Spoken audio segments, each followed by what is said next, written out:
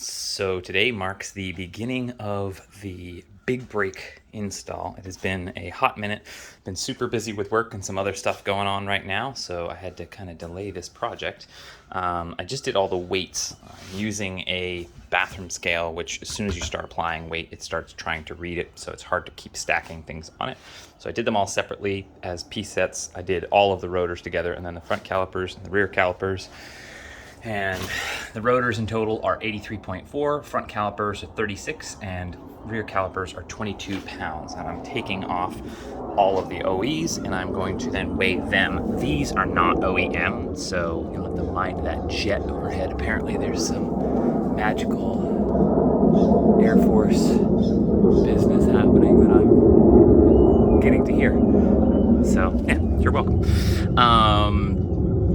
So that being said, this will probably be a little bit lighter than what the OEM rotors would have been anyway. You can see the amount of brake dust I have is outrageous. Obviously, 37s, that's what you got to expect when you're using larger tires and not upgrading the brakes yet. So not only that, but these pads are from, I think, Napa, because I couldn't get anything from the dealership locally, and that's what kind of sparked me to go with the big brake kit. So the actual pads are some other compound, I can't remember what they are, but they have a little bit of noise to them, which bothers the heck out of me because I'm very obsessive about the noise. But additionally, it makes a ton of brake dust because it's eating the rotors based on the compound's densities. So needless to say, we're swapping them out. And the only modification, from what I understand, I originally thought I would have to swap out the front brake lines. Apparently, I do not. So I might be able to get away with using these ones and not having to disconnect them from up there and kind of figuring out how to jerry-rig that all together, because the new ones are made for the TJ and JT, or I mean, the JL and the JT series, not these traditionally. They do bolt on, same bolt pattern, everything works. The only modifications, and this is actually super helpful that there's so much brake dust, I was able to hold up the new calipers over there in place and just kind of mark the line of what needs to be trimmed. And it's just this brake shield, and this one is the most that needs to be trimmed, and I would say it's about 1/2 inch or a little over, maybe 3/4 at the very edge back, and then almost back to this radial point where it steps in. It's kind of hard to see because the lighting's terrible in there, but right where this comes there. So you just make like a little pizza wedge here, and similarly a little pizza wedge here, and then the new ones will bolt right on. But I'm obviously doing this driveway mechanic style, so it will take me some time as I do them one by one and adjust all of my stands. These are not Harbor Freight stands, obviously. We got to make sure everybody knows that. I'm sure there'll be comments. Yeah, so I will continue to cut all these things and then piece it all together. As I take off all of the components that came off of the vehicle, I will weigh those as well, just to give you guys an idea of what weight came off and what weight went on, just so you have an idea of what that does. And then I'm going to obviously do the bleeding procedure and take them for a ride. Some really interesting things to note about these new brakes, however, are traditional slides, these little guys right in there that allow the brake pad to slide in and out in the caliper. So they're usually lubricated. Some of those little things actually come with like a lubricant kind of painted onto them, which works fine, but you can get drag where the pads won't want to return to their resting space, so they'll sometimes drag against the rotor. And to combat that, on these new ones, all 4 of them have the same feature, which is this spring system. I'll have to kind of get this guy open to show you. And you can see, maybe you can, wow, it is a noisy day in Wilmington today. Good riddance. So as you might be able to see, I might have to bring this out in the sunlight for you to see it properly. I think I will. Having a little bit of lighting issue here. So let's bring this over here into the sunlight. Yes, look at that. This is the lighting in my beautiful garage studio. These little springs that you can see here, the pads are actually fed in from the back rather than pushed in from the front side. And these little slides, just like the other ones, let the pad slide back and forth with the grip of the caliper, but these have a spring. So if you notice, put my foot under this with my fancy shoe, if I squeeze these together, well, this one doesn't want to because it's ajarred at an angle, but they want to return to the back position. So they're being pulled back away from the rotor by springs. So that will prevent the drag that you'll often get with traditional brakes, especially on Jeeps. It seems to be really common, and it might be a brake dust issue. I'm not sure exactly what it is, misinstallation, but it is pretty common to have your brake pads drag. So these prevent that by springing back the pads away from the rotor. So pretty cool. But needless to say, I will continue to install these, and then I will do a second little video that I'll stitch on the end of this with each step of the installation as I've completed it, and then I'll give you some real world feel for driving. So this is the trimmed piece. Oh, look how nice it looks, as if it came that way from the factory. Yeah, I just smoothed it over with a little sander on a rotary tool, and actually I didn't even have to use the grinder. I actually just used tin snips because it's fairly thin, so I just did that. Some interesting things, I'll have to measure the difference between the front and the rear, but if you look, the diameter of now the front and the rear are almost identical. They're probably off by about a ½ inch. I'll do a measurement, but it's hard to do when I'm my own cameraman, and also have one hand to tip things upright and level them and kind of measure. But I believe the rear rotors are quite significantly smaller on the OEM set, so the standoffs for these rear calipers are probably much longer in order to get these calipers away from the rotor to push it further out. But that's pretty interesting. I think it'll give more stopping in the rear, which is usually not where your stopping power happens from, but at least these are quite beefy. They're really heavy for the rears. But yeah, that's that portion. About to put these on now that I've got that trimmed. So one side is done, it's on in front. I'll bleed them with the tires on just because it's easier at the end of the day, because I'm not lifting all 4 corners simultaneously. So yeah, you can see that the rotor itself sticks out by like 3/4 of an inch around the entire diameter of the dust shield, and it all fits in perfectly. Didn't have to switch out the brake lines or anything, super easy. The brake pedal is compressed in the interior, so my battery will be half dead by the time I'm done because I didn't disconnect it. And what else? And that brake is pressed to isolate the anti-lock brake system out of the equation, so you don't bleed too much out of that. And you can see this passenger side is what the OEM looks like, which still has the brake at the same diameter as the dust shield. And then you can see how much it sticks out now. So if you have the 18-inch wheels, these would probably be fine. But I think if they have the 17 and even some versions of the 18-inch wheel, these will not work. They're too big for that. You'll need a little bit bigger. So these 20s give me plenty of clearance for the caliper itself inside there. And I also don't use sticky weights, so I have a good 2 inches probably of clearance, maybe, yeah, about 2 inches inside there, which is perfect. Then I'll show you this part, which is, this is the original versus the 2 cylinders. These are the 2 compression cylinders here. And this is the single cylinder compression for the calipers pads. And you can see the bolts pattern is the same, but the size is vastly different. So I get a tape measure here and give you a little sneak peek. The length of the pad itself is just about 7 inches or so, roughly. I mean, these aren't super accurate measurements, compared to about a 5.5 inch pad on the original ones. And you can see the difference in the size of them. If I butted the bases of them next to each other, you could see it a little bit better. This distance is about 2 inches, 2.5 inches taller. It's much beefier.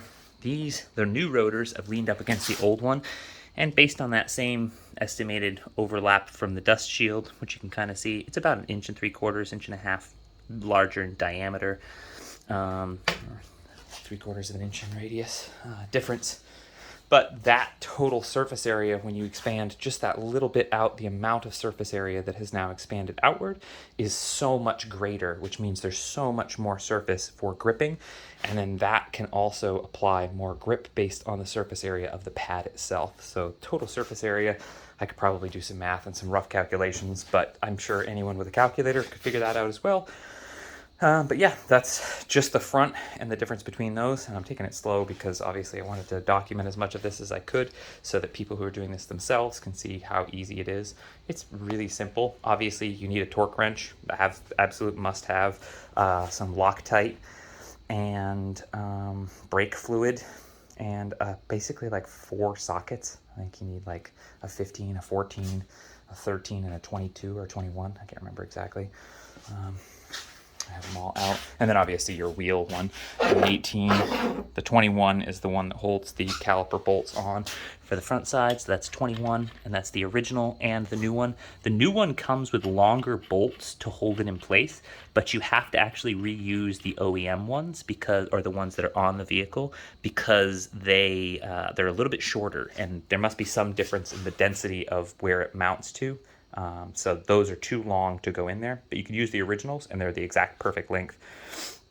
But yeah, these are held on by that. I believe those are the 13 mil to tighten those guys down. And obviously this comes with the instructions on how to do it all the way down to the exact amount of foot-pounds or Newton meters that you have to torque everything down to. So it's really easy. If you are any bit mechanically savvy and you are at least cautious enough to understand how to isolate the anti-lock brake system by propping the brake while you're doing this work, then this should be an easy do-it-yourself in a driveway in an afternoon kind of job. I expect if you take your time and know what you're doing, probably 2-3 hours maybe at max. If you're a little bit slower in learning, it might take a little bit longer. Some mindful things to note is these springs that I showed earlier. You could easily put the pads on the opposite side of the spring, which will do some really funny things with it. It won't pull it backwards so much as it will push it forward into the rotor, which then while you're driving, you'll have drag.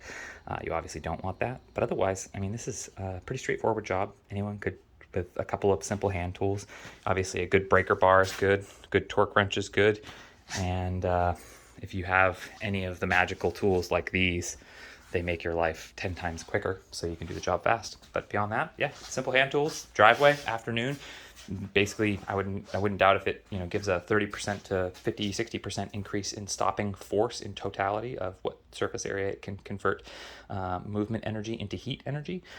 So we'll do some math sometime, and maybe I'll put some notes in the comments with what I can seemingly calculate as the amount of stopping force. Obviously, this is not engineering explained. If he were here, he would tell you down to a tiny fraction of a measurement the exact of what this will do. I am not that good. Sorry, you're on the wrong YouTube channel for that. But Engineering Explained, if you want to know stuff about brakes, big brakes, and other things like that, that is the channel you should be watching already. He is awesome. He knows his stuff very well. But onward, outward, I'll put the rest of these on, and I think that wraps up for what I'll be basically showing you on this. There's nothing really exciting to see outside of pulling a couple bolts on and putting them on. But once I've got it all buttoned down, I bleed it out, and then I'll take it for a test drive, and I'll bring you for that as well, and just kind of describe the feel of stopping power, relatively speaking, so that you can get an idea of what it feels like as the driver of the vehicle for the new stopping power. That's about it. Let me know what you think so far. So just a quick update, the project is taking longer than expected, and I did end up disconnecting my battery because every good mechanical project is one broken bolt away from taking way longer than it should. I put on the rear rotor and caliper, and I started tightening down the bolts that come with it are the same as the originals that were in there. So I opted to use the new ones, and they do look like they're made out of a slightly different composite. And as you can see, this one, I didn't even get to have my torque wrench click, and I have it exactly set to the 147 square foot-pounds of torque, and it snapped this bolt off. But this is the bottom bolt on the hub, so as you can imagine, you can't even get a drill in there to tap it out. Luckily, where it broke, I had just enough surface area. It was just this first maybe quarter of an inch sticking out, and I have these, the easy outs for nuts that have been stripped, and I just smashed it on there, and I used this little extension which is made for impact, rated for my DeWalt impact, and I loosened it out, and so now I can hand loosen the rest of this out. But you'll see how easily this could have been a very miserable project if I had broken that off just a little bit further inside there, because I would have had to tap this and then use an easy out like this, which I'd planned on doing. But as you can see, there's nowhere to do that. The sway bar link and then this lower attachment point for the shock mount and the sway bar are in the way of that, so you can't even get a drill to line up with that. So you would actually have to unbolt the whole hub in order to take this out.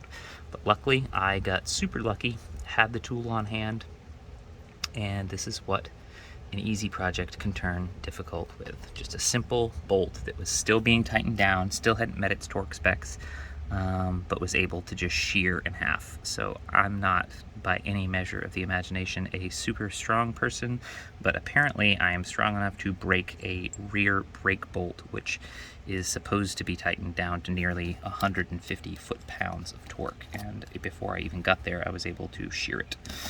So keep that in mind when you're doing these projects. Maybe keeping some extra little easy outs and things of that nature around might save you in a jam. Additionally, it helps that these bolts are the same as the originals, so that I actually have the spare bolt so that I don't have to go anywhere to get that bolt replacement. So again, I lucked out like crazy. I hope if this happens to you, you have the right tools to solve this problem, as I just did. I'm fortunate to have every tool in the universe, essentially.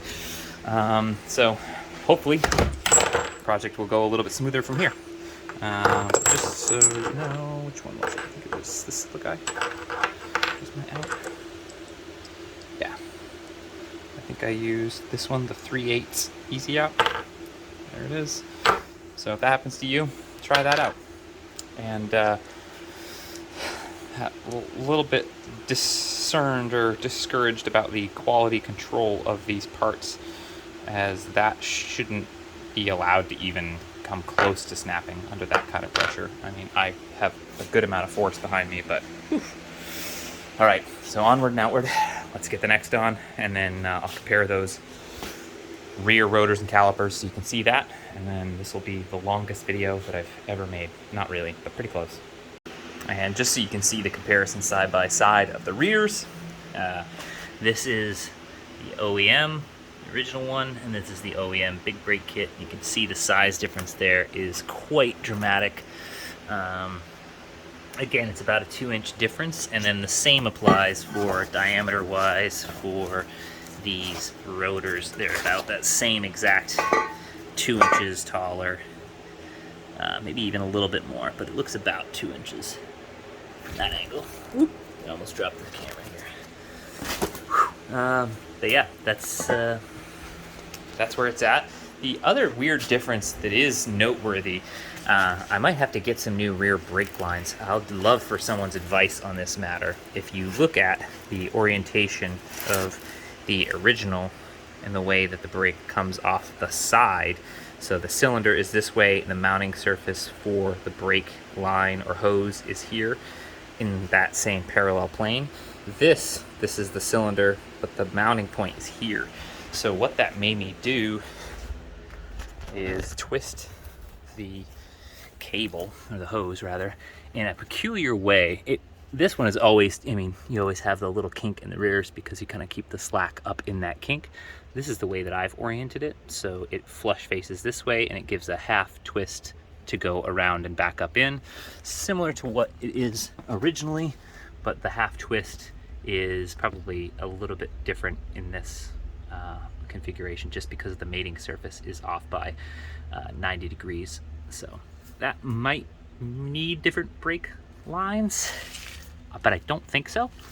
We'll find out. So I'll let you know if one of them pop out, but I think it should be good. Obviously, leave me a comment down below whether you think I should get new brake lines, or hoses rather. I always mess that up, sorry. Or what you would do otherwise. All right, on to the next. So the brakes are on, and I'm just cleaning up my mess now. Just did the measurements and weights of all of these, and it looks like, hey, look at that Gladiator pulling up. The old brakes were 105.6 pounds. The new ones were 114, so 0.4, so they were 35.8 pounds heavier with the new setup. That's my little bleeder cup there. And now that she's home, I'm actually going to have her stiffen up this pedal with me and bleed it out just the last little bit to tighten it. But that was it. It's not too terrible. Broke 2 bolts, one on the battery terminal and one in the back. Good luck to you.